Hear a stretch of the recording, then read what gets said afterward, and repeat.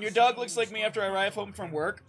Well, I do give him a nice long walk before we stream, so that way he's not like sitting here with all the energy. So he is a little pooped out already. But welcome in, ladies and gentlemen. We are here in the Nexus Gaming Series Division.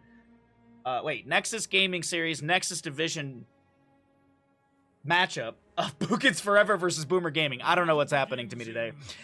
We got Kala playing Leoric, Isaac on Blaze, non-champion Medivh, Thundercats will be your Rhaegar, Bummernot on the Vala. For the side of BoomerGaming, we're going to be looking at a E-Bagatron Anduin. Oh, I met him in Germany. Chronicler will be Urel, Dope Monster on the Falstad, Beller's playing Diablo, and I Feed playing Tychus. A lot like I Hook, but I Feed. So, the gamble is, will Medivh finish baseline stacks? If you are unfamiliar with Heroes of the Storm or Medivh, baseline stackage is 40 of these arcane rifts that you need to hit, but if you die, if your health bar is reduced to 0, and you're a Medivh and you have not finished the stacks, you lose all stacks. So that is what we're going to be looking at. First Punisher will be Frozen Punisher in the top lane. We are going to be seeing auto attack build Vala, auto attack build on the Falstad as well. Diablo will pick up the Soul Shield at level 1, Dauntless Urel, pretty standard across the board. We will see that Consume Vitality on Leoric. Might go into Ghastly Reach. Or, well, I mean, it's Infernal Shrine, so typically it's going to be Kneel Peasants, but this is looking like it's main tank Leoric, so I'm not sure how they're going to utilize him. Uh-oh. Vala's going to be caught in the rotation by Diablo. Beller's getting some decent damage onto her, as Leap of Faith will be forced out. This isn't Hades. Wait, Bandit's here? There you go. Stark is all in. You like to see it. Yeah, we'll play more Hades possibly later today after we do some Final Fantasying. Or we'll just do a bunch tomorrow before we do more Batman Arkham Asylum. Bit of a really hitting the variety a lot lately. It's been fun.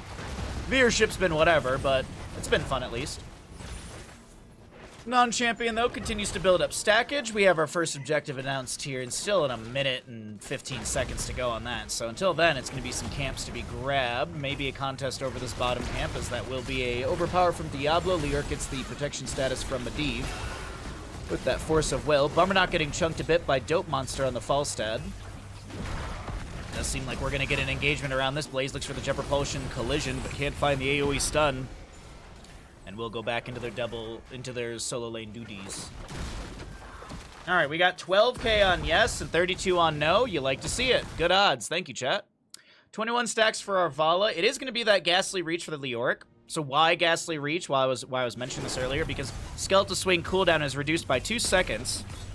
But here's the big thing. Enemy heroes hit enemy heroes hit heal Leoric for 4% of his maximum health. I don't know what's going on with my brain today. Maybe I got too much sleep, and I'm well rested for once. But that's synergistic with this Ghastly Reach since you have more Skeletal Swing range. Raven Familiar, auto attack, Hammer Gains. It's going to be Master Assassin for Tychus, Diablo going into Fire Stomp build, Piercing Light for the Anduin. 0 kills so far as we have our first shrine started here on Infernal Shrines.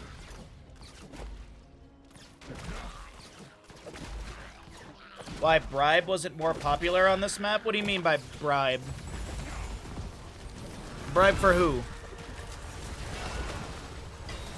Overpower from Diablo, focusing on Vala here. Leoric lands the drain onto him. Wraith walks a short distance, able to get the portal out. As a reminder, Raven Familiar, so as you go through that portal, once you get that auto attack, basic attacks against hero within 5 seconds deal 144 damage and slowing them for 2.5 seconds by 30%.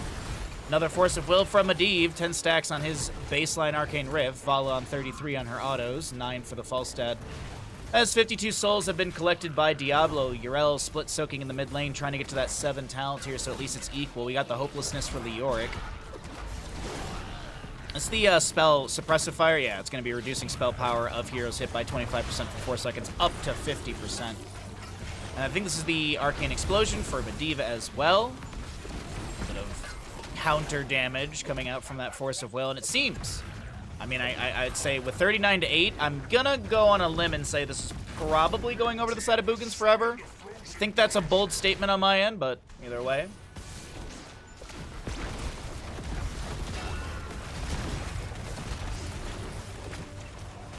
Top camps are weak to bribe. I am confused by the statement, but okay.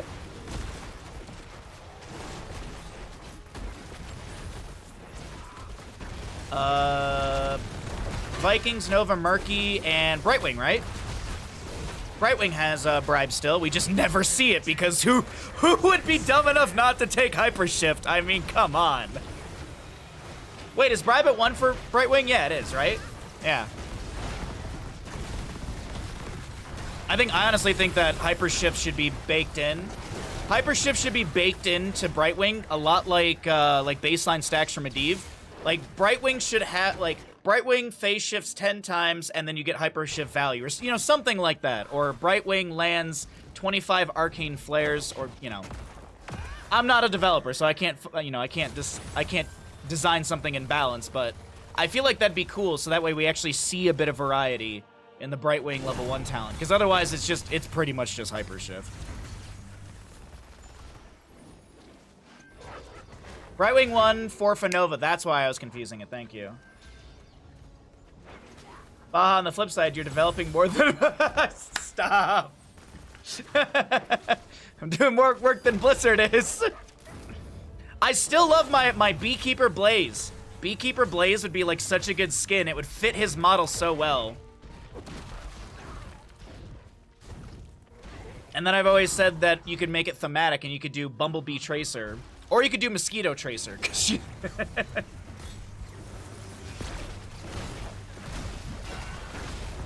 Swarm up bees coming out of the flamethrowers? Well, I was actually thinking you could make it like the gas stuff that they use to make the bees chill out when you go to open up their hive.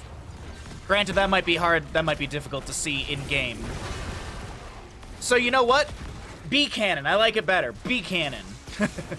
A big beehive bunker? Yes! See? The development's there.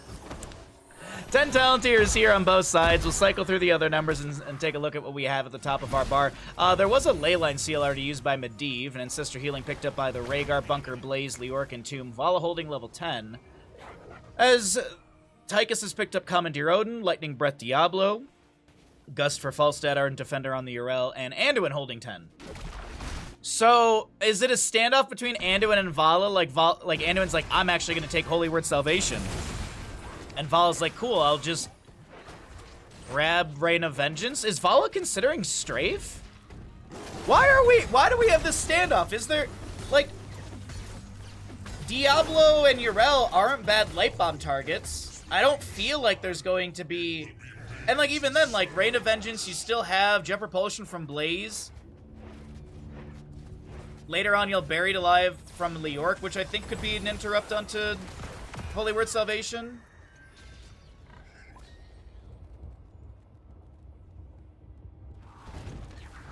You guys have Beehive, Stark? That's actually awesome. I'm sorry to hear that 2 of them didn't survive.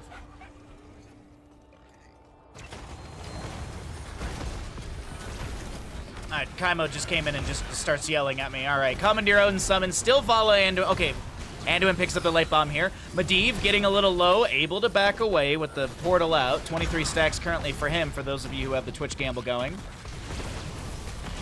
Desperate Prayer from Anduin activated on one of the allies as the Commandeer Odin still reigns in. Ragnarok missiles and annihilation damage. The Lightning Breath from Diablo starting to cook up the enemy, but the Leyline Seal from Non-Champion creates a bit of space for him to become a bird and back away. The Lightning Breath will continue after the Leyline Seal expires. The Ancestor Healing connecting right onto Leoric in time. Bummer not able to vault away. Apply more auto attack pressure onto Diablo as Falstad has flown down. Blaze is pushing up top lane, trying to get the fort, I do believe. Auto attacks are raining in. It's 18 to 26 in these Skeletal Defenders. As Kala gets the short distance, Wraith walk out. Diablo goes in deep with a big Jet Propulsion, huge light bomb to come down. The Gust from the Falstad as well. Beller's able to back away. The bunker from Blaze helping out. Actually gets Leoric maybe out of the situation, like 100, maybe 10 HP. I don't actually know how much. But it is still going to be Punisher over the side of BoomerGaming. And this will be still 0-0 in kills. 31 stacks for our Medivh. As Mortar Punisher, second Punisher of the game, moves in through bottom. I don't think Kala had the Wraith Walk, but still had the Force of Will to eat up some of that damage. Lands the Drain Hope onto Falstad, but just can't be so close to the Tychus during the siege right now. And this is looking really good to take down the fort potentially in bottom lane. Minion wave is still here, and that's really the big benefit. but it looks like the Punisher expires, and I do believe that's the end of their siege. Damage was pretty good. I was thinking they might stick around with that minion wave, but not going to be the case. Leoric hearths out for full HP and mana. It looks like Blaze will just step up and take down top lane fort with an ignited oil slick. No, he doesn't actually. It's on 78. But a Twin Flame will take that down. Meanwhile, down over in bottom, Medivh providing vision for the allies. Commandeer Odin summoned here. I'm not sure why. To get a camp is kind of ridiculous. Now, Commandeer Odin does outrange structures. You can actually take a look at the stats right here. You can see over here the attack range is 9, and the attack range of a fort is 8. The fort front gate towers are 7.8, but forts, keeps, and the core have a range of 8. Commandeer Odin kind of wasted there. Unfortunately, doesn't get much value. They get the camp. That's cool. Goats outrange structures. That is true. Yeah, the camp does. The Impaler camp does as well. Nan, you need to die real quick. Goats are structures. Wait, the goats are structures? Then how do they move into lane? 16 almost here on both sides. Bad joke. Wraithwalker, Ominous Wraith for our Leoric at level 13 for that damage reduction. We will be seeing, I don't know, the Enduring Will for Medivh at level 13 as well. I'm assuming we'll see Temporal Flux. Falstat's got his Sustained Winds for that extra damage. We'll see the Neo Steel Coating for Tychus. Activate to gain 75 spell armor for 4 seconds. Velen's chosen. We've got the Enchant Boots Lion's Speed. Continued Fire Stomp build for Diablos. Blaze gets a bunker. And I think Diablo's pretty satisfied with that heroic forced out. Relatively low cooldown, around 70 seconds. I mean, already at 60, but still. Forced out the Blaze bunker, and that's a defensive tool that's no longer available. Well, at least not available for the next bit. But it doesn't really seem like any engagement's going to happen. I do want to point out still, 0-0 in kills. Non-champion, on their way to finishing out baseline stacks. 35 currently. If Combustion was a 40-second CD, is it pickable? I'd have to read Combustion's thingy again. So while we wait for the shrine to pop up, let's exactly do that. I can do that right here. Let's see. Channel for 2.6 seconds. Upon ending, slow nearby enemies by 60%, deal 103 damage to them every 0.5 seconds. Combustion slow and damage over time. Duration is extended the longer Blaze channels. Blaze movement speed is reduced. I think we would see if Combustion was 40 seconds, I think we'd see it. But also, like, 40 seconds feels really low. But also, as we read through that, the damage isn't crazy high. So, utility is good. Meh. I'd say, like, 45, 50 seconds might be the sweet spot. I don't know why, just 40 feels so low.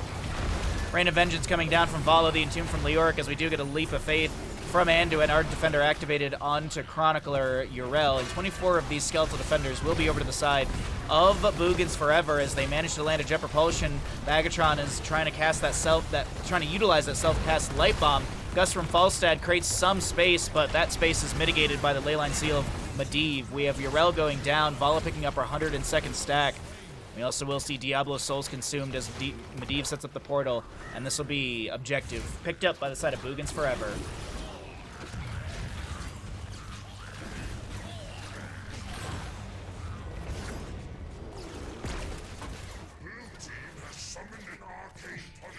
I think it reads, do nothing for 5 seconds in order to create a visual effect and big noise.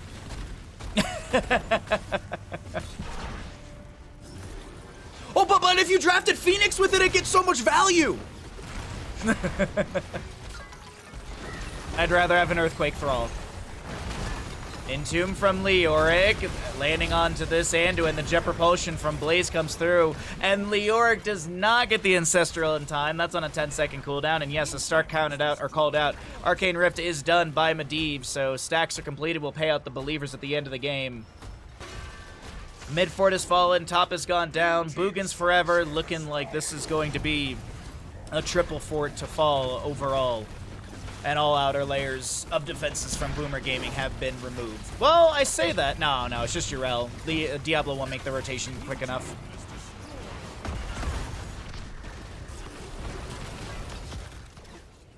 Okay. Vala keeping that hatred up. Looking to chase on... No, they're not going to. Okay.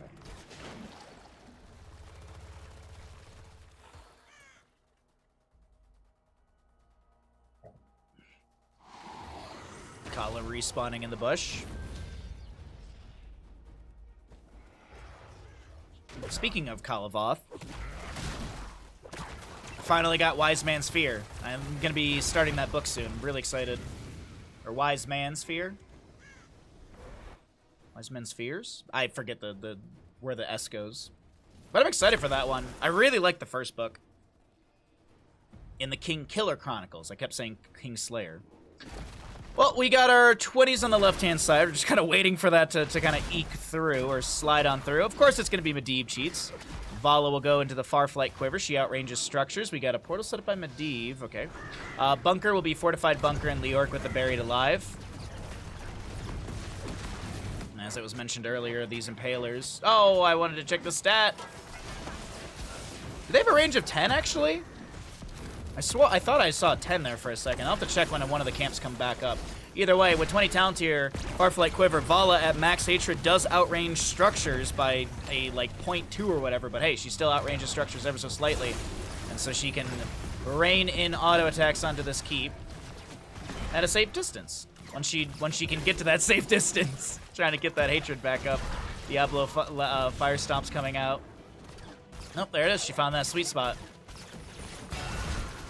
But with the enemy team still around, this is not going to be just a free keep to go down. I will mention that we'll call out. We do have Chronicler getting the bottom lane fort. 19 seconds on the right. Okay. Quest complete. Time to feed. It's Leorc's the only one to go down. And best person to lose on your team, honestly. As he can cheat death. And he respawns in the battleground, or on the battleground. For the level 20s on the right side, we are going to be seeing Commandeer Odin, Hellgate Diablo, Wind Tunnel for Falstad, Seraphim, and Censure. Oh, they have attack range of 7, actually. Maybe when they're a camp, they have an attack range of 7. Because they do outrange structures. So it might be, they might have 2 different range settings.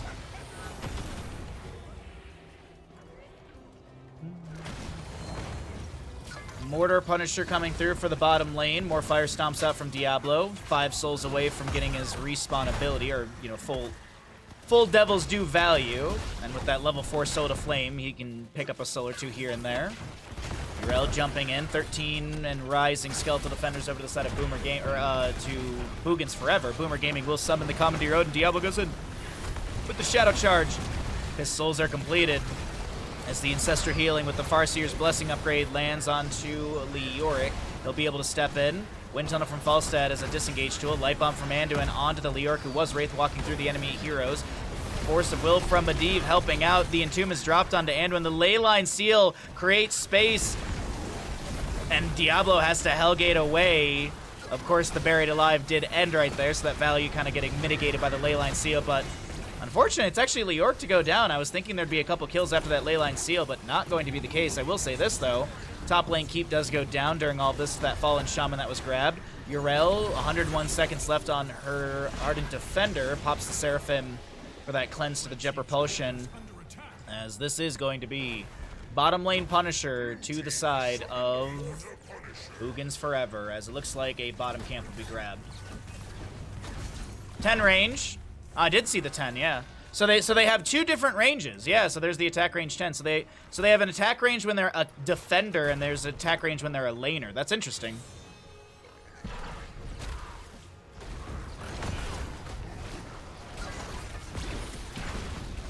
Tell Thunder to stop feeding. He hasn't died. He hasn't died. Why? Cosmo. Punisher jumps over to Urel. She'll pop the Seraphim again. We've got Leorc Buried Alive up and available, but he's not going to activate it at this time. Leyline Seal ready to go as well. Vala picks up another stack on her Farflight. On her Creed of the Hunter, all the different stats. The Orc lands a decent Buried Alive. Falstad's able to barrel roll after getting out of the Entomb. Chronicler low, so is the core right now, as it's 69 HP. We got a Wind Tunnel from Falstad pushing a few enemies back. Punisher does expire. Catapult and Impaler's on core currently. Commandeer Odin zoning back the enemies. The Hellgate comes through. Medivh lands the self-cast Force of Will. The Lightning Breath activated by Diablo, met by a Leyline Seal of Medivh, who cheats his way into banking that back into a few enemies. Bunker activated by Blaze. The core will fall, and the members of Boogans Forever take map number 1 in a fairly controlled play. I saw Bummernot and thought Baha was in the game. No, I'm not. I am nowhere near the skill of these players. I'm about 10 ranks above them. But everyone knows that the ranking system in MOBAs is circular, kind of like the Ouroboros, like the snake eating itself. So Grandmaster and Bronze are basically the exact same thing.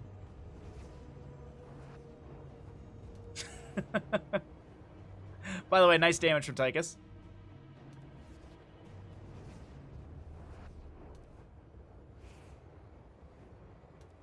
I don't know why it's doing all this whooshing in the background. Alright, does Medivh finish base stacks by end? Yes, the stat is completed. Alright, let's get set up for our map number 2. I don't know why it does that. Something was cast right as the game ended. Yumby points. Yumby indeed. Very yumby. Alrighty. Do that. Get that going, and get set up for our next map. Oh, it doesn't auto-open, right?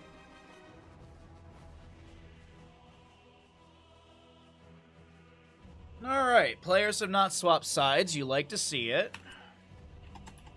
Get rid of all of that. Put that up there.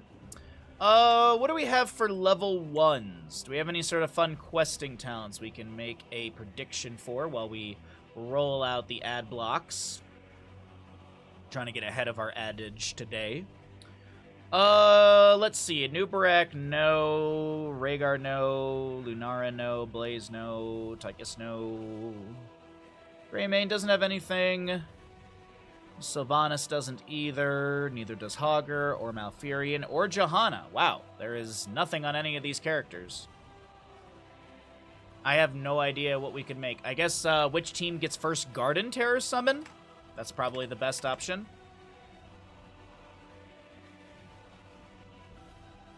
Will Johanna pick the level 7 quest? Well, that's... The issue is that there's a website that has all this data already. Well, I don't think it has the quest completion data, but it has, like, wins, losses, and stuff, and there's players literally in the chat, so I could just do, like, who wins, who loses, but it's very easy to figure out for people, especially in the NGS. So we try and do stuff that we don't think players will remember, like who gets first Garden Terror. I've casted a game the day after it was played, and I did, like, does Falstad finish stacks? And the Falstad player was in chat and is like, I don't even know, and I just played this game.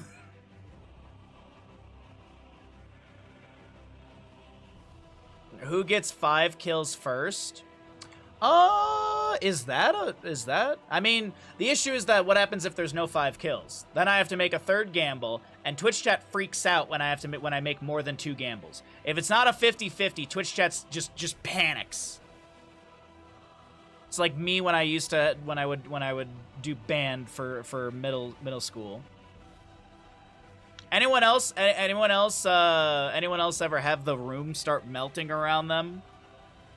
I believe those are called panic attacks. I remember being in the 7th grade and just watching everything that happening, and I'm just like, oh, this isn't normal.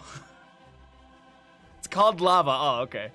I remember when I had lessons for piano, because I really wanted to learn an instrument. My older brother he's the musically savvy one. He's the one who can literally pick up any instrument and figure it out within a day, maybe less for some. He's the one who used to be able to, he would stick his head next to the speaker and like not like super loud music, but he would stick his head next to the speaker and write down tablature for guitar stuff so he could learn it. Meanwhile, I was trying to learn piano, and I was doing, like, basic piano stuff, and the sheet music was just melting in front of me, and I was all sweaty. All right, sweaty young Bahamut aside, let's go ahead and say which team gets first Garden Terror Summon. Boogans Forever or Boomer... Oh, not Boomer. Boomer Gaming. Alright, throw 5 minutes on that gamble, start up the prediction, and let's get into another game, everybody. The battle begins shortly, heroes. Welcome back into the Nexus Gaming Series Nexus Division matchup. See, now I can talk. We just needed one game to warm up. Welcome back, everybody. Immediately screw it up. On the left-hand side, up in this best-of-3 series, we got Boogans Forever with a Kalavoth, a Nubarak. Izzik will be your Blaze, non-champion Lunara, Thundercats. On Rhaegar and Bummernaut will be your Tychus. Right side of the map, BoomerGaming. We've got an iFeed Greymane, Beller's Johanna, Dope Monster Sylvanas, Bagatron will be your Malfurion, and last but not least, Chronicler will be playing the Hugger. So, we got a Twitch prediction going for all of you. If you know the results, you are welcome to gamble. Please don't tease or hint at them in chat. But gamble away. It's going to be who gets first Garden Terror. Now, sometimes we get viewers in here that don't know the maps. They don't understand the mechanics. Sometimes they're here because Bandit, and I appreciate that. So the way it works on Garden of Terror, you have to collect 3 seeds. If you're familiar with a very common map, Cursed Hollow, it's very much like that, where you collect the 3 tributes to gain the powers or the favor of the Raven Lord. So here, it's Queen Nightshade, Spore Queen. Either way, she will summon the Garden Terrors if you collect 3 of the seeds. Those will be popping up around the map. First one is going to be over here in the bottom left. And there'll be 4 sappers to defend. You channel it for X amount of seconds, and then you get 1 of the seeds. Once you get 3, you summon a Garden Terror into all 3 lanes. That is the gamble. Who will channel 3 of those seeds faster? I hope that explains everything well. If you already knew, great. Now you know double. So, we have Sylvanas Tychus chilling in bottom for the time being. Looks like Greymane's going to rotate and grab this Siege Giant camp. Garden Terror. Very, very, very important to just have camp priority. That is honestly one of the biggest things on this map.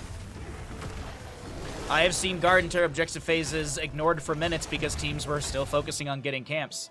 Sentinel Wisp for Lunar over here is going to get tons of vision. This is actually the full vision of Sentinel Wisp. That is insane, the amount of vision. So you can see both camps right there. Oh, I apologize. Moonfire over the wall, and Lunar will go down. First blood over to the side of BoomerGaming.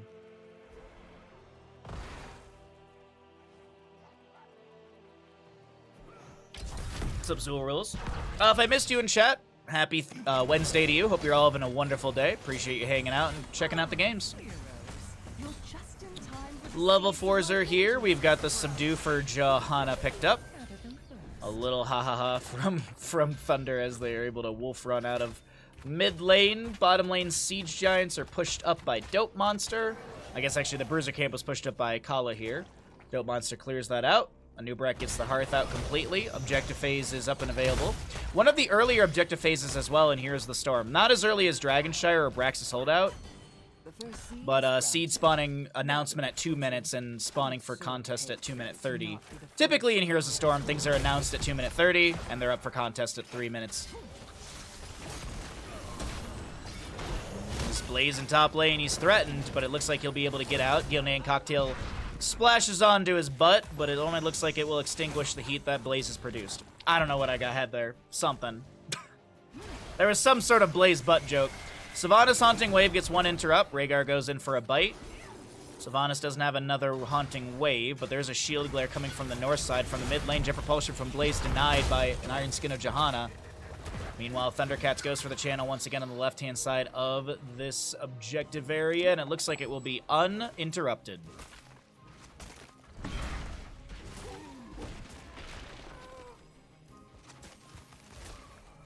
Lunara could see the enemy merc camp, but couldn't see her own.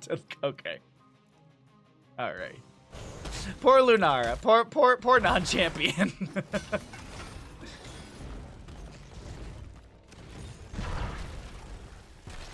So the rule of always be camping is wrong? No. Kaimo likes to say the opposite.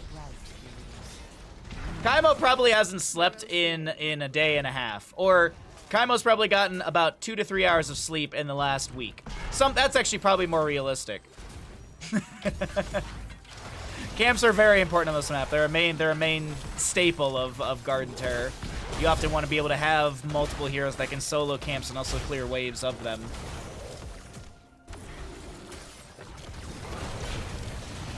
Bellers does go down. A root for Malfurion, unable to slow down that onslaught of damage. Second seed is up and available, as we do have no contest over this. Well, maybe a cocktail from Greymane? No. Malfurion checks the bush with the Moonfire. The enemy is discovered, and it looks like, with 2 out of 3, this is pretty good for a Garden Terror over the side of Boogans Forever first.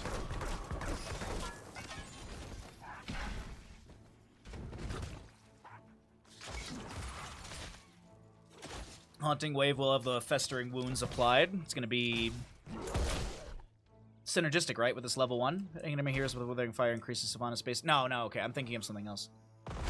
I don't know why, level 1 for Sylvanas always just screws me up. Alright, well, we'll cycle through the other numbers. Beetle build for a Nubarak. We've got camp over here on the bottom right, maybe invaded. No. Johanna and friends are around. The seed position and spawning is looking pretty good for BoomerGaming, so I would honestly say Boogans will probably just soak up lanes. I mean, Lunara is still chilling in top lane. It's 15 seconds to go. I don't think non-champion will make the entire rotation down towards bottom. Yeah, this is looking like get 10 talent here and fight over the next one. Granted, this is going to be 10 talent here on both sides. It's not like there's any distinct advantage to one side or the other. Actually, technically, it's a little bit faster to the right. Isn't nature splendid? Cursed Bullet, Blessed Shield, Wailing Arrow, Shockwave. Not sure what Malfurion's going to lean into here. On the opposing side, it will be Thornwood Vines, Ancestral Healing, Commandeer Odin, Bunker, and the Cocoon. Malfurion did go for Twilight Dream. Big ol' AoE Silence.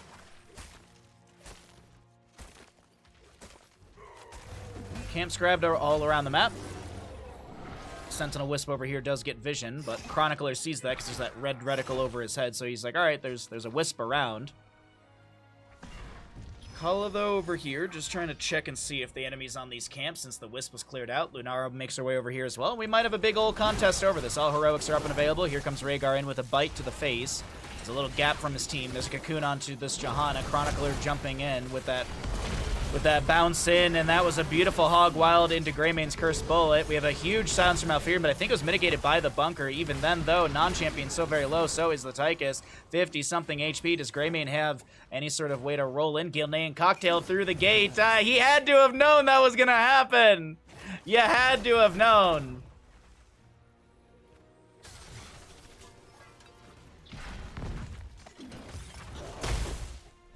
Unfortunate. Bottom lane is a really decent wave pushing onto the fort front gate. Greymane's going to go manage that. I think a Nubrak's going to try and delay here. Does have that Bed of Barbs level 4, which is a good delay tool, but actually they're going to go in for the kill onto Malfurion. They drop him down to about 50%. Gets the self-heal and starts to move towards the safe side of this engagement. No connection with that jet propulsion from Blaze. Thundercats delayed once on the left-hand side by that shield glare, but it looks like Thundercats will get the channel. And first Garden Terror phase goes over to the members of Boogans Forever.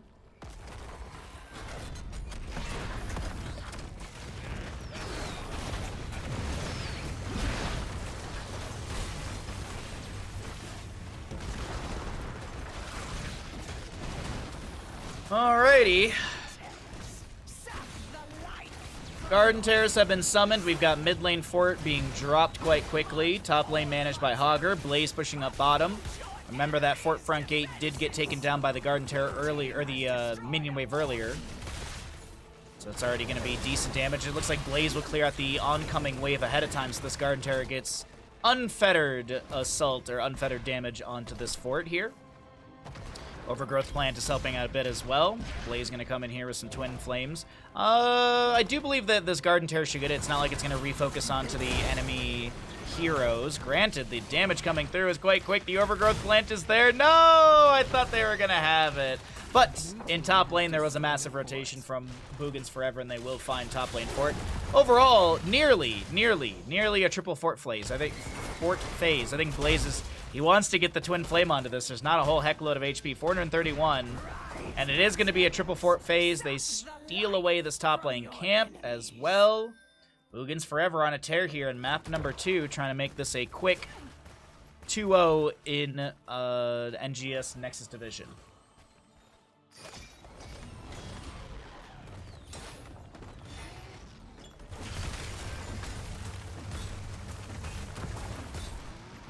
More camps to be... Like, I was talking about camp priority. Look at the amount of mercenary experience. It's more than heroics currently. 2,000, nearly 3K on the left-hand side. The highest in heroics is on the right with BoomerGaming, 2,764. Sharking around maybe for a gank onto the enemy. There's this flank potential through mid. Nubrak shows. Lunaris playing to the left-hand side of this. Blaze gets, Hogger gets a staggering blow into the shockwave. The Ancestor Healing will connect onto a Nubrak, as Bunker has been summoned by Blaze. Commandeer Odin is up and available if they want to utilize that. Grenade going out from Tychus. Iron Skin from Johanna denies some of that damage. Sidewall being taken out by Tychus as well. Jet Propulsion collides perfectly as the Cocoon expires. And it looks like this will be another seed over the side of Boogans Forever, but this will not be a Garden Terror summon. Commandeer Odin, no, they're going to siege on in through mid. Okay. I mean, you could just literally leave Blaze on this and open up Keep Front Gate through mid, and I think that's exactly going to be the case here.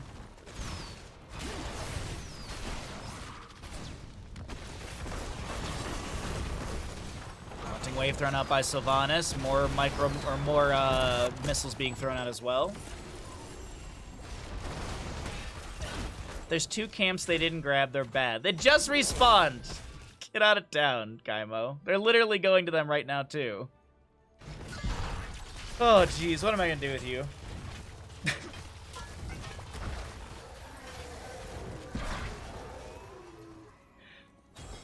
My. Yet another seed. I trust you know what to do. So are the camps bad or good? Make up your mind. Shake my head, Yeah, exactly. Exactly, Lazy Hydra. Good point. Good point. Kaimo's saying camps are bad, and now he's harassing Boogans Forever for not getting camps. Oh my god.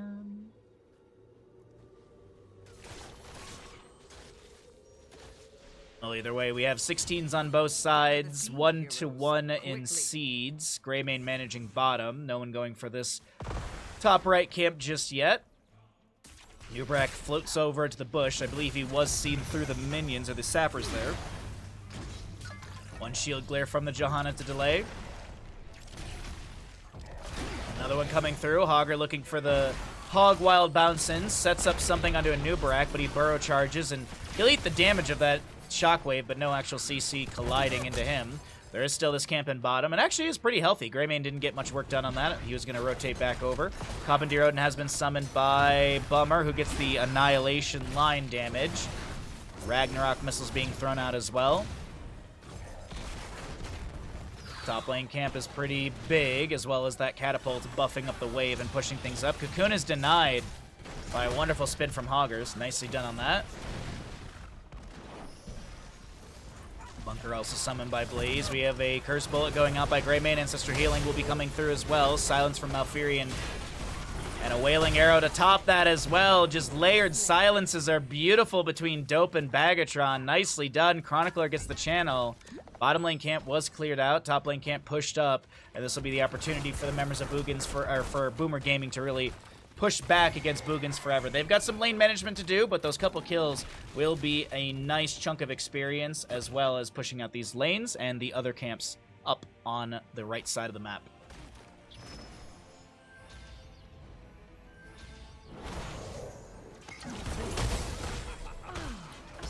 Nice layered silences. I really like that play. I was wondering how it was going to work out when we were talking about the heroics earlier, like 7 levels ago. The Twilight Dream into the Wailing Arrow. That's like nearly 5 seconds of silence time, right? Oops, wrong button. So it's 3 from Twilight Dream and 2.5 from Wailing Arrow. So if you layer it right, it's like 5.5 seconds of silence time. That's still... That's wild. Curse Bullet. Bunker will be the answer back. Isaac trying to dive in and out of this. Grenade from Tychus tries to create a window for Blaze to back away. It just does not work out, and Johanna gets the kill into Blaze. Cocoon will go out. Commandeer Odin as well being summoned. We've got a top lane camp fairly healthy pushing in, but the fight does continue, even with Blaze dead for the next 34 seconds. Eye feeds very low here, gets a heal out from Malfurion. There's the Twilight Dream from Malfurion as well. Top camp crashing into the fort right now. Chronicler getting really low on this Augur. Is he able to spin out? He is, and meanwhile, non-champion caught in that bush right there from the root of Malfurion will be taken down by Greymane as Blaze is still out for the next 10 seconds. And this top camp, oh my god, it's making real quick work, making real Swiss cheese that fort right there. More Moonfires out from Malfurion to keep the heals coming through onto a few allies, but Greymane and Johanna a little low. Hogger as well. Dope Monster getting the channel here and will be able to do so. Camp is cleared out, and the second Garden Terror summon goes over to the side of BoomerGaming. How much can they get with it? Really need to open up the map further. This top lane fort, yeah, Blaze even knows it's gone. Might as well defend somewhere else that has more structures available, like mid still has its fort front gate. Johanna with the shield glare through the wall to deny some of the damage of Tychus. That top lane fort did go down, as I mentioned. Down in bottom lane, Sylvanas with the Black Arrows trying to amplify the siege down here with Hogger's help as well. Mid lane Garden Terror has arrived, below 50%. This will be a double fort phase, unless maybe there's a catch or a gank in the rotation towards bottom. Johanna setting up in the bush. The Wisp from Lunar will scout out all this, and so it's not going to be happening. But it is going to be 20 talents here going over to the right-hand side. BoomerGaming picks all that up. We'll go through those talents in a second. There's a Cocoon onto Hogger on the right. He's immediately broken out. Hit by the Impale of Anubrak, but it's no big deal. Bottom lane Garden Terror will be cleared out. The Commandeer Odin is going to expire in a little bit here. Black Arrows from Sylvanas activated. Once again, the Curse Blow from Greymane going in. That's a lot of damage onto the Tychus, who does get hit with the Blessed Shield as well from Johanna. Sounds from Malfurion. The bunker did come down, but it's just not enough to save Blaze. Ancestor Healing, self-cast on the Thundercats to try and sustain in this fight as Blaze lands a Jet Propulsion. Nice AoE stun onto the Malfurion as well off of Johanna. It's just not enough, and the bottom lane keep is run down. Bellers on around, I don't know, 10% of their HP overall. Won't be picked off. It's 9-4 in kills, favoring the side of BoomerGaming. And as I said, they had that 20 talent here picked up in the bottom lane siege. Blunderbuss. We've got a Blinded by the Light, as well as a Blink for Sylvanas, the Bolt of the Storm. Malfurion's got the Life Bloom level 20. No upgrade on the Twilight Dream. And last but not least, the Power Spike for the Hogger. Hitting heroes with Shockwave reduces their armor by 15 for 4 seconds and grants 20 Rage. Passively, Rage cooldown reduction affects Shockwave cooldown. Now, mid lane fort will be taken out. 20 talent tiers on the left-hand side. We will see that Rewind, Fortified Bunker, Intensifying Toxin at 3 stacks. Nature's Toxin deals 40% more damage. Ancestor Healing upgrade with the Farseer's Blessing, and Commandeer Odin will be upgraded with the big red button. Odin lasting 50% longer, and Ragnarok missiles also launch a nuclear missile, which lands 2.5 seconds later, dealing 699 damage. Nice. Nice, nice, nice. All right. And just like that, within, I don't know, 2-3 minutes, the map has completely been flipped over to BoomerGaming. 180 as the bottom lane keep has gone down. A win condition is set up for our red team who want to take us to a map 3 in this best of 3 series, and we'll see if they're able to do it. Seemingly Boogans, post level 16, have just been struggling to take team fights and find advantages on this map. And it seems that they're okay with giving this seed away. They'll grab this camp for bottom lane. They'll hearth out and defend. Wait for the next seed to spawn. Once again, Lunara Vision. Oh, it's not in the bush, actually. That's awkward. It's just outside of the bush, so it's not getting Sentinel Wisp value. Mid pushed up. Top lane is going to be the rotation from the side of BoomerGaming. Blunderbuss from Greymane splashing through these structures. You kind of see that green radius afterwards. That's the Blunderbuss value. Big red button, Commandeer Odin has been summoned, getting great AoE wave clear. Top lane keep front gate is going to be opened up but not taken down. Next seed spawning in the bottom right of the map. Once again, Boogans Forever could give this away. It's not really the best positioning as it's kind of far to the right, but there's no forts or anything for the enemies to rotate to. There is still the keeps in bottom and mid. Still a bit of a rotation to get all the way to your keep, so this is going to be kind of even fight. Blaze goes in with that oil slick jet propulsion. Anub'arak lands the burrow charge and the impale. Rewind was activated, that sort of silver coin, or I guess you could say silver coin over his head. Nothing really threatening onto structures currently, so it's kind of, this can be delayed out for a bit. Cocoon onto Hogger. What's the call right now? Jet propulsion from Blaze lands into Johanna. Maybe Anub'arak can get the body block here at the end of the corridor. It doesn't work out. Lands a big triple burrow. Has to get inside that bunker. Keep in mind, it is fortified bunker.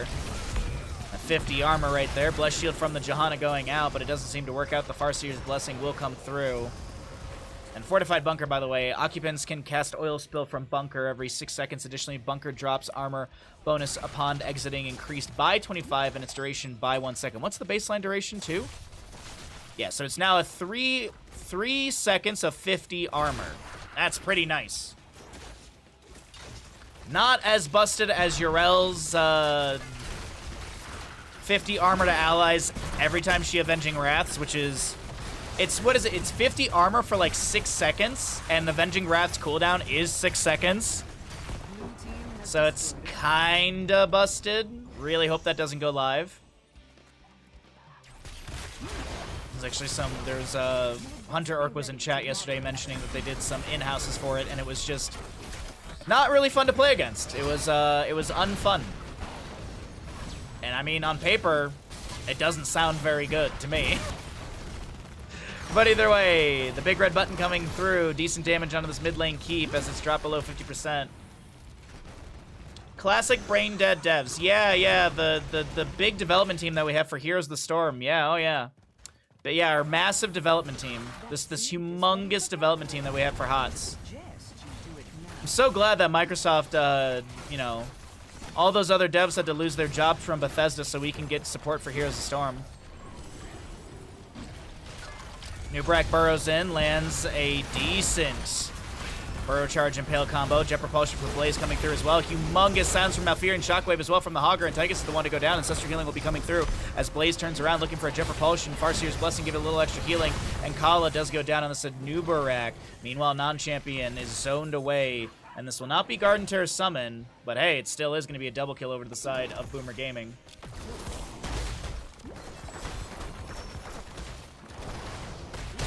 I'm glad they canceled BlizzCon so we can get devs back on HOTS, you know? Save that BlizzCon money, you can hire like 2 developers for this game. It would be like 10, but you gotta pay the CEOs their bonuses for sitting around doing nothing. You gotta think of the shareholders, chat. You really gotta think of those shareholders, those sad shareholders who do nothing to actually make games better. If anything, worse. Blue team's core is under siege. Well, we got 2 out of 3 for Garden Terror seeds on both sides. Positioning is kind of neutral in the center of the map here. Anub'arak will spawn in 6 seconds, and it's a little worrisome here with Blaze and friends trying to poke at the enemy team. If they get caught out, that's a blessed shield. That might be exactly what I'm worried about. Bunker is forced out by Blaze, and he'll be able to back away. Okay. You know, you lose one just as your Anub'arak comes back. That just feels so rough in a game.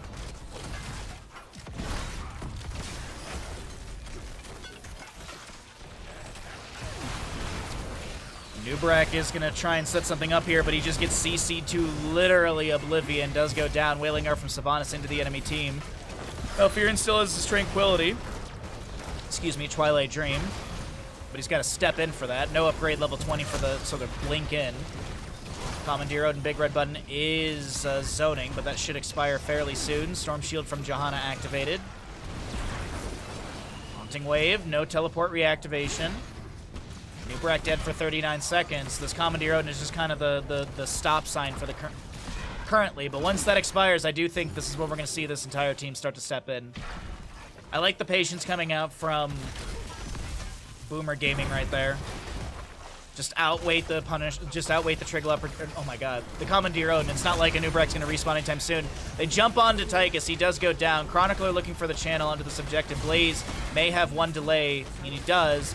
Malfurion will go down, but it still is Lunara to fall from the shockwave of Hogger. Thundercats doesn't have an Ancestral, and that is going to be your first of the day. And Garden Terror spawn up as far as your current minion wave, and the current minion wave in bottom is basically at the core. So this is where we'll see Garden Terror in bottom. Mid Garden Terror spawns near the keep that was just taken down, and Nubrak pops the rewind trying to take down Greymane, and does get a heck load of damage onto him. Manages actually to get the kill, but I still think it's all done and dusted. We're going to a map number 3 in this best of 3 series here, ladies and gentlemen.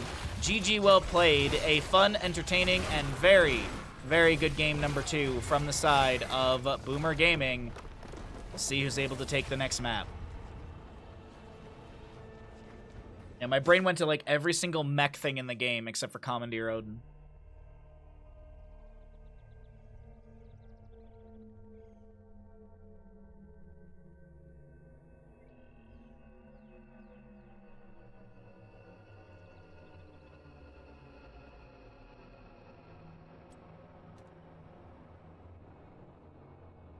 It was a nail butter.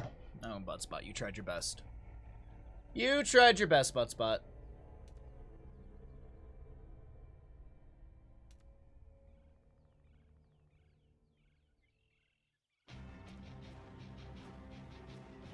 Alrighty. Well, let's get set up for our next map. Let's see who's going to be able to take this next one. There's that. There's that. I keep forgetting I'm not on delay, so I don't need to, like, wait a minute for... Not a minute, but I don't have to wait, like, 30 seconds before I do stuff up for the stream. I can just roll stuff out. Oh! We don't have to wake up at 6 a.m. this weekend, chat. Oh, it's so nice. It's so nice. It's so nice. Don't have to wake up at 6 a.m. this weekend.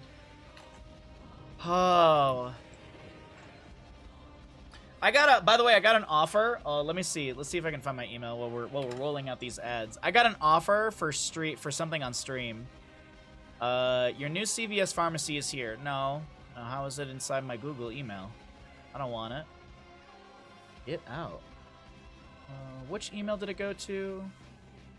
All right, here we go. Hey, Bahamut Gaming. We're happy to announce that we're starting a new sponsorship. Dive into the world of Ascend Online. Just dive into Ascend Online. Okay, that makes sense. Where Marcus and his friends escape a stagnant society, entering into a world that defies the weirdest and wildest imaginations. It's time to be a hero you've always wanted to be. Don't wait. Join the campaign now. Okay? Start date. 8/5/2024. End date 31/05. What month is 31? What's the 31st month of the year? That's a long time. From 8 to 30. Anyways. So for the month of May, basically. Sponsorship type CPV. I actually don't know what that stands for. Earning rate. You guys ready? You guys ready? You guys ready? Big ol' famous Bahamut is getting offered 12 euros for this sponsorship. 12 euros. And I have to play for 1 hour. That's less than minimum wage well, not in the United States. In some places in the United States. Not even minimum wage. Even with the conversion from euro to actually euro, I don't know how the euro's doing actually right now. Hold on one second. Euro to USD.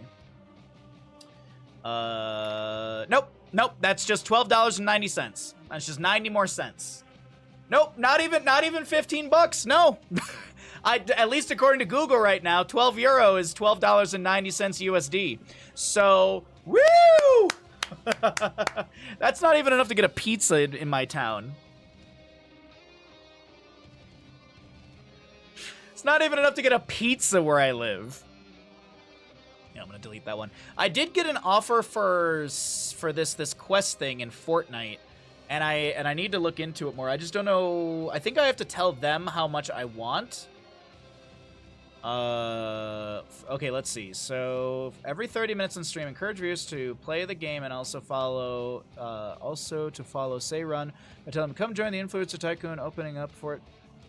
So come join me in Influencer Tycoon by opening up Fortnite and searching Influencer Tycoon. The developer has big things planned for the future. Follow Say Run. So I just that's a single talking point. Deliverables. I have to join a Discord. I have to ping to gain access to a test room. Provide them with my date. Stream Fortnite island code TBD for 4 continuous hours on your stream.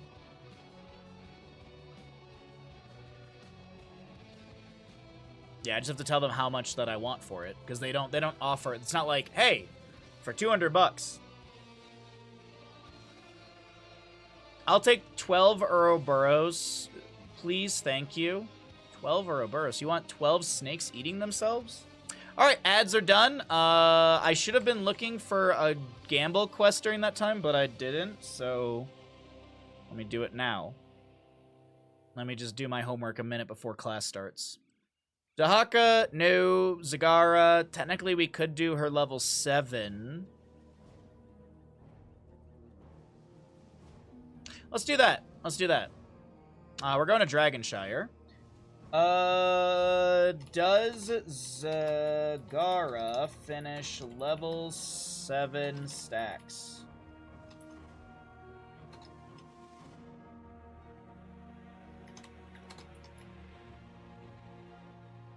Alright.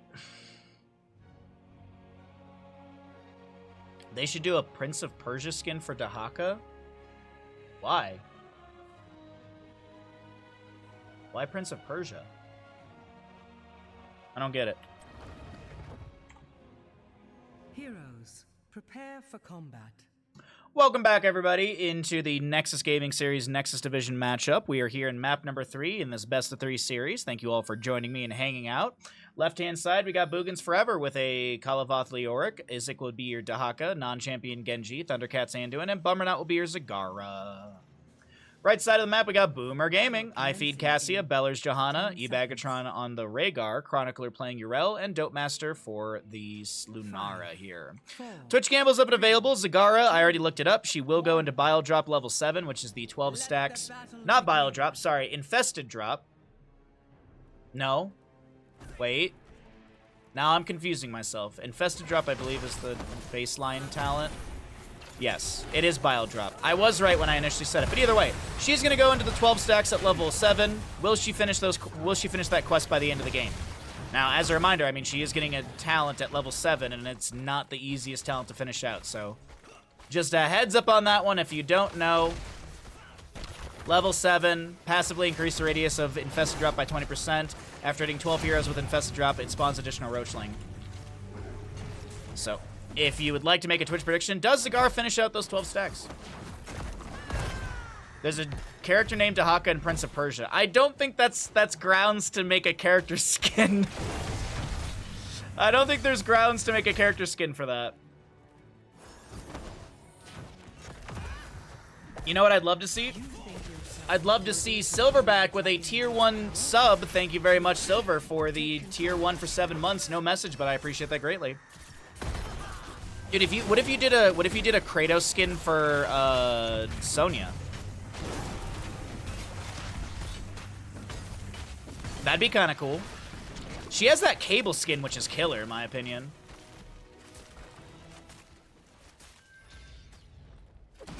You were kidding, though? No, I take everything Twitch chat says seriously. Even if they put Kappa, I take it all seriously. We don't joke around here, ever. Top lane, we have Dahaka going up here to clear out this camp that has been picked up by BoomerGaming. Level 4 almost here for the right-hand side. Dahaka gonna play this safe, as I think there was a few enemies not showing on map, but we know that they're over here grabbing the siege camp for bottom lane. And Zagara continues to do her best, pushing things out against the enemy team, who are gonna apply some pressure onto Bummer, who I think has made the quick call to start, excuse me, backing away.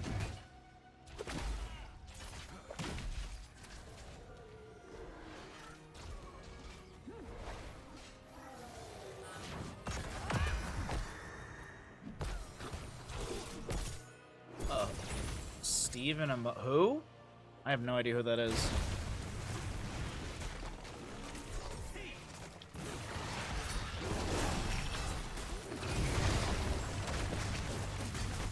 I mean, we could, if anything, Blizzard would do a great job with a crossover with G.I. Joe. I'm sure there's a ton of things you could pull from G.I. Joe for Heroes of the Storm. There's probably a Blaze skin, there's probably a Raynor skin, there's probably a Tychus skin somewhere in there, there's definitely a Genji skin. I wouldn't be surprised if there's a Hanzo skin that you can pull from G.I. Joe. That actually would be a really cool, that'd be a really cool crossover, honestly. I'd love for Abathur to get the Cobra Commander. Abathur as Cobra Commander would actually be too good to me. Just in a high-pitched voice, just yelling Essence, or not Essence, Evolution. Anyways, my bad ideas aside, we still have Dragonshire unfolding here. Leoric is going to Hearth out of top lane after getting Channel on the Sunshrine. Neither team able to get a Dragonite just yet, as we have 7 talent tiers on both, just about both sides. A little bit faster to the right, as it looks like they've been grabbing camps and waves a little bit faster, yeah. Just mostly waves, actually. Camps are relatively equal. Chastise will connect onto Rhaegar. Swift Strike through from non-champion. Bag is trying to back out of here, and Shurikens are not going to be enough. Leoric can't step in. I think like 104 is like the lowest the HP got for this Rhaegar, but no kill onto him. Dahaka's over in top lane, up against this Yrel, as Johanna soaks up mid.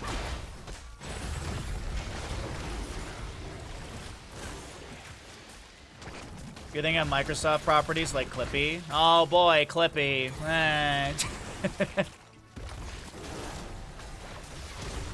Sorry, it's just the joke's been overdone a bit for me.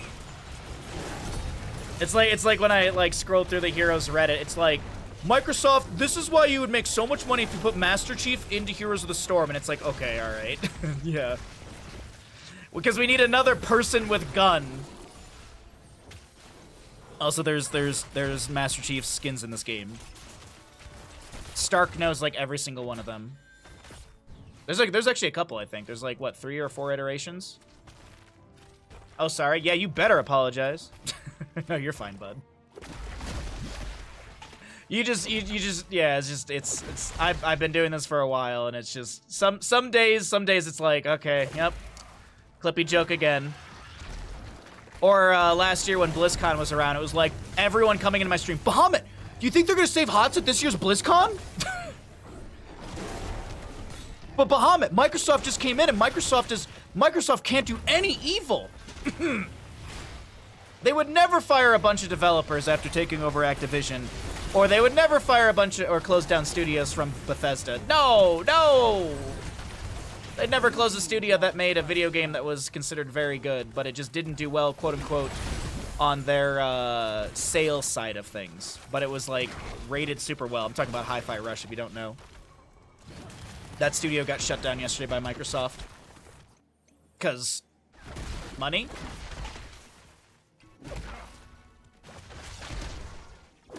But it's okay. When we do bingo for what's it called? For Summer Games Fest? Really? I thought iFeed had that. Well, Dragonite will go over to the left-hand side. Light Bomb from Anduin inside this Entomb from Leoric. We've got Zagara actually falling in bottom. My apologies. 2 stacks on that Bile drop. Wow, not a lot of people you gambled on that. That is just disappointing. But when we do Summer Games Fest bingo, we'll be sure to make a bingo square that Microsoft saves HOTS. That'll totally happen. Nice Sleeping Strike from Lunara, denies the kick from Genji inside this Dragonite. Drops another Flame Belch, able to Swift Strike away, and that kill into Leoric is a little unfortunate. As well as that kill onto Zagara, so it is going to be so far 2-1 in kills, favoring the side of BoomerGaming. And these later kills are going to pull in a bit more experience. As you can actually see, it's double the amount of experience so far.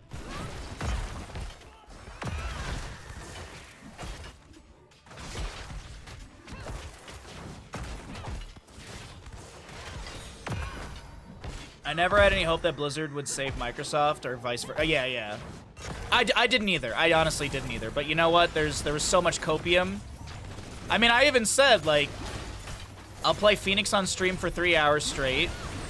I even upped the ante. I even said that if Blizzard were to save Microsoft or whatever saves HOTS, I'll even make a tournament and call it the Phoenix Cup.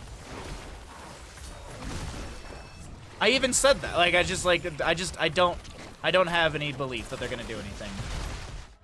I mean, go look at, like, Riot, like, one of the biggest consistent esports out there, League of Legends, and that's struggling. I think things are gonna get rough fairly soon. I honestly think things are not gonna get better. I think it's gonna be a little bit before we start to see some positive. So, we'll see though. Being a little pessimistic about it, but it's just, things have just been crap after crap after crap, you know? Another chance to prove your self-worth. Do not is League struggling? I know they, so the what's it called? Their pro circuit, LCS and stuff like that. I know they reduced their staff for that quite a bit. And I don't watch a ton of League. Like, I don't really follow it too much, but when if I'm cooking or cleaning the house, I'll throw, like, a League of Legends. If League of Legends has a tournament, like, I'll throw it on the stream, like LCS or LEC or whatever. I'll put it on the TV while I'm cleaning and, like, half pay attention to it. And so I have, like, a relative idea, because I always, I like watching their production. Some of their commentators are really good to listen to, because I can learn a bit from them on pacing and phrasing and stuff like that. But the production quality of the show has definitely dropped off heavily. Like, assets, visually, scene transitions, the staging, just so much of it seems to have really gone down. And I mean, at least to me, it's noticeable.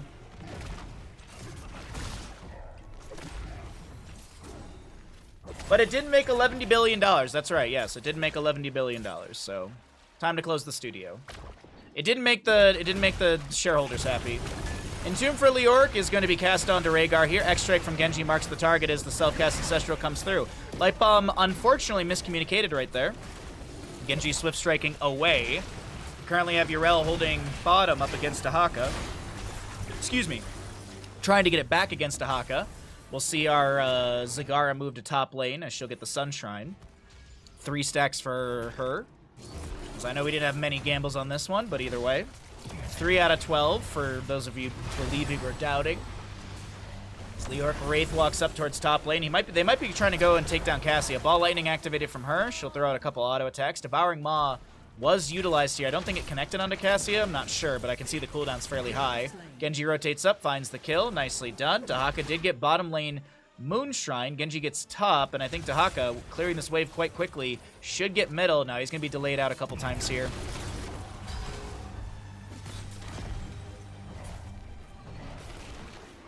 It won a ton of awards, made decent buzz. It sold a few million at least, and I guess that's not enough these days. Clown face, yeah.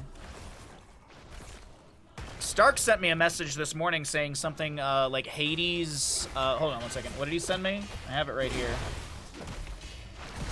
And he in quotes, in just a single day, Hades 2 Early Access has more than doubled the original game's lifetime concurrent player count on Steam. I don't know how Supergiant Studios works. I don't know, like, I don't know a lot about them. But I would venture a guess that this is what happens when you let developers make games unabated by shareholders and doo-doo butt CEOs.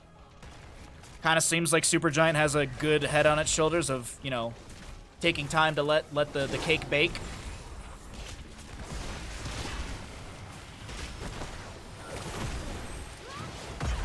And some of you might be writing an argument about how, well, it's early access, it's not fully released. Well, yeah, I mean, it pulls in more money for them, which is nice. They also get player feedback because when you have just your group of devs and QA working on things, you tend to miss things. Like, you don't look at it like the player base does. You could release a game and everyone in the development team thinks everything is perfectly fleshed out, and then you get it to the player base and it's like half of them struggle with something the devs have a cakewalk going through. So having this early access is a great way to be like, all right, what's busted, what's weak, what's overtuned, what's undertuned. Also, the amount of data collection by comparison is insane, you know? The amount of information they can pull on builds, boons, what to buff, what not to buff, what's killing people fast. So, I don't know. Doo-doo butt CEOs, yeah, no, absolutely. Well, my opinions aside, we got 18 to 17 in our levels. We've got 4 to 2 in kills currently. Things are being pushed up in bottom lane by the members of Boogans Forever. They have not lost a fort just yet. We can take a look and see what the front gate structures look like. Leoric's still Wraith walking through a lot of these enemies. Gets hit with a Blessed Shield, but the Leap of Faith comes through from Anduin. Is there a second Leap to burn onto Kala here? It's gonna be no! I mean, it isn't really a Kaimo cleanse, because technically he got out, but yeah, Shield Glare comes through at the last second. Devouring Maw will lock down 2 enemies. Dahaka was going to brush talk in for a flank, but once that Ancestral Healing came through and the Ardent Defender and everything, it's like, okay, we can't do anything with this, so we'll just have to give this camp away and end this fight. Power gathers within the shrines. Seize them and become the new dragon.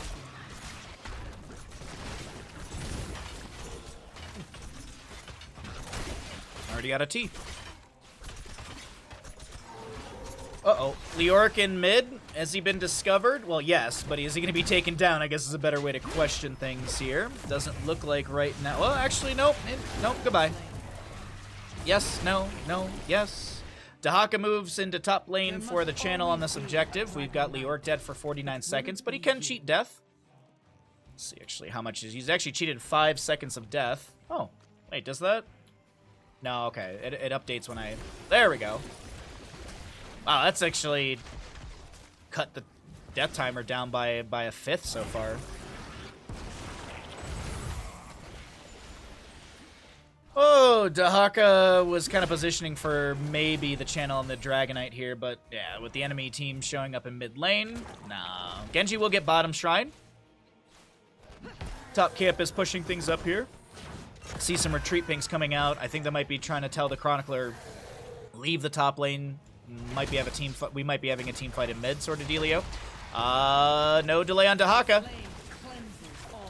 No delay on Dahaka as they move in through mid lane. Boogans, they have bottom lane keep front gate open, and I would like to see them rotate down that way. Light Bomb from Anduin goes on to Genji. They jump onto the Johanna. I feed Wiz. Oh my god, that's a massive Entomb buried alive, catching onto 3. Devouring Maw. It's onto 4, actually. Humongous Devouring Maw. Bile Drop is a little early right there, but Johanna goes down. Lunara to fall. I feed to be picked off, as this is going to be Ardent Defender activated. Genji has his deflect as a response. Leoric Wraith walks back over to the allies, and with a quick triple kill, I do believe this is going to be Boogans taking down BoomerGaming here in this best-of-3 series in Nexus Division of NGS. GG, well played. A beautiful Entomb into Devouring Maw.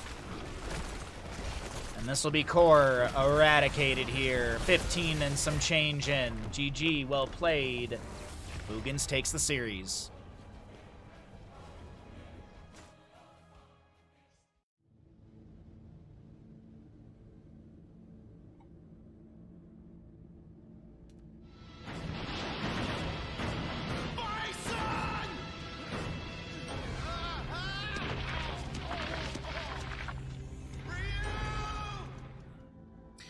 No message. Thank you again, Silverback, for the tier 1 for 7 months. I appreciate the continued support. Thank you, thank you, thank you. As a reminder, we do have a bigger PP.